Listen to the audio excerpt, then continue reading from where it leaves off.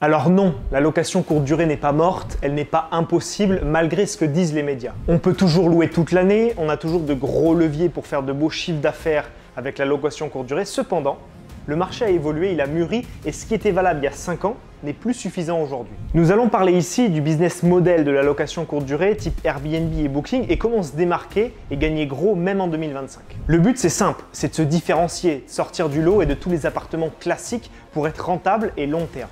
Malgré les restrictions, les lois et autres, le nombre d'annonces en ligne pour de la courte durée sur Airbnb et Booking explose. Ce sont les deux plus gros acteurs du marché avec des centaines de milliers d'annonces en ligne. La concurrence, elle est féroce et tu dois te démarquer de tes concurrents pour gagner plus et rester sur le long terme. Premier point, le client avant tout.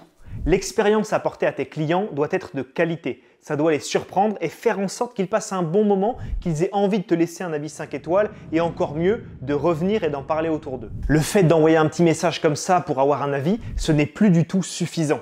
Il faut des petites attentions dans le logement, des choses qui marquent, qui sont chaleureuses. Ça peut aller des bouteilles d'eau au chocolat, au linge personnalisé selon les types d'hébergement. Que tu fasses du studio classique ou du chalet haut de gamme à la montagne, tu dois implémenter ces petites attentions, ces éléments qui vont surprendre le voyageur. Selon moi, il faut prendre en exemple les hôtels parce que eux ont un grand niveau de service et de qualité. Les Airbnb sans service, sans humain pour discuter, avec des messages automatiques préconstruits, oui, ça a marché un temps et on peut gagner un peu d'argent, mais on ne se démarque absolument pas de ses concurrents et on est beaucoup moins long terme. Deuxième point, ton identité. Avoir un nom pour ton logement, avoir une marque construite autour, avoir des réseaux sociaux pour son bien, être référencé dans les établissements de sa ville, tout ça c'est important. Tout ça, ça contribue à ta marque et c'est ce qui va faire que tu es différent des autres appartements, de rénover de manière classique dans ton secteur. Ça permet aux voyageurs de ne pas t'oublier, de savoir qui tu es et quel est ton logement. Ce n'est pas un parmi tant d'autres. Troisième point, voici les résultats que ça peut apporter. Une identité forte plus un service de qualité, c'est des clients qui parlent de toi et qui reviennent. En région toulousaine, j'ai un Airbnb depuis des années aujourd'hui et au départ, forcément comme tout le monde, j'avais 100% des clients qui venaient de Airbnb ou de Booking. Aujourd'hui, j'ai des voyageurs réguliers qui reviennent en passant en direct et ça représente plus de 30% de mon chiffre d'affaires. Pourquoi? Parce qu'on n'a pas un logement comme les autres. En termes de rénovation, on est dans les standards, mais en termes de qualité et de service et d'identité, on est supérieur à la moyenne. Les clients reviennent, ils ont le contact direct de ma gestionnaire, ils payent moins cher que s'ils passaient sur des plateformes et nous, on touche un petit peu plus en se protégeant aussi mieux dans nos contrats qu'avec Airbnb par exemple. Perso, je vais avoir des personnes qui viennent voir des proches dans les hôpitaux aux alentours, des stages, des alternances avec des personnes qui me réservent du lundi au vendredi pendant 2-3 mois par exemple. Voilà un petit peu ma clientèle. Quatrième point, tirer les prix vers le haut. Les voyageurs qui sont prêts à payer cher, il y en a. Mais il faut savoir les attirer. Il faut savoir proposer un logement différent et une expérience à la hauteur de leurs attentes. Premier sous-point, le contact physique. Pendant des années, je voyais des personnes sur Internet dire qu'il fallait mettre en place des robots qui parlaient à leur place. On appelle ça des chatbots, des entrées et des sorties automatisées. Le voyageur ne voit personne et moi, ça m'a jamais plu personnellement. C'est dépersonnalisé au possible et j'ai toujours gardé dans mes appartements un contact physique avec mes voyageurs, avec ma gestionnaire qui va sur place, qui discute, qui conseille sur les endroits à visiter, les restaurants, etc. Et c'est ce genre de qualité de service que les hôtels ont toujours su garder et qui les différencie de la plupart des Airbnb. Et quand nous, on l'a dans un de nos logements en location courte durée, on fait clairement la différence. J'ai aussi le cas dans ma famille avec un gîte qu'on loue l'été. Un groupe sur 3 revient l'année d'après sans passer par les plateformes. Pourquoi ? Contact humain, partage de bons moments, voire même de repas, on les guide, etc. On s'adapte aux voyageurs, on crée du lien, on va sur des sujets de discussion qu'ils aiment, on les met à l'aise et c'est ça qui va faire la différence. Les détails font la différence. Je donnais des exemples tout à l'heure, les bouteilles d'eau, les chocolats, ça peut être du champagne selon le type de logement, ça peut être un petit déjeuner, des souvenirs brandés avec ta marque ou alors avec leur nom, les noms des voyageurs, ça peut être un mot écrit de ta main, de ta part. Tous ces tips font la différence. Dans le gîte familial que l'on a, on a mis un billard, un baby-foot, un jeu de fléchettes et on change souvent certaines choses. Exemple, les fléchettes, beaucoup y jouent, beaucoup adorent ça et le jeu forcément il se détériore au fur et à mesure des années et donc ça donne une mauvaise image. Alors si le jeu il est pourri, c'est pas intéressant. Nous on en rachète quasiment tous les ans, ça coûte 25 € et ça fait la différence. On a mis des livres sur la région pour les adultes, beaucoup de jeux de société pour les enfants, pareil avec des jeux extérieurs, balançoires, ballons, etc. Et ça change la donne par rapport à beaucoup de logements où le ballon de foot on arrive il est percé, il n'y a pas de volant pour jouer au badminton.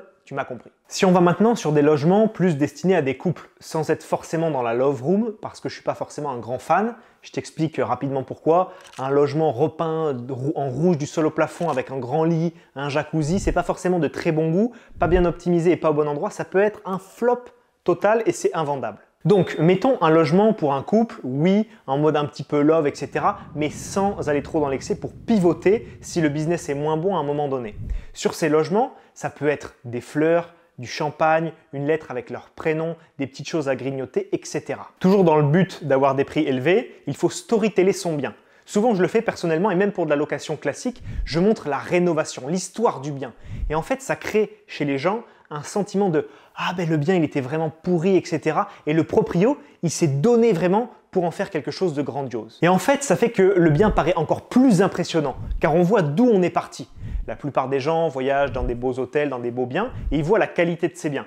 Et en fait, en montrant notre bien avant travaux, on veut vraiment montrer notre implication dans le projet pour faire en sorte que nos voyageurs se sentent bien, se sentent à l'aise. Ça crée un lien émotionnel avec toi. 5e point, les biens atypiques. Alors, pourquoi pas dans certaines mesures si on pousse pas trop le délire trop loin selon moi pour que l'appartement soit exploitable sans.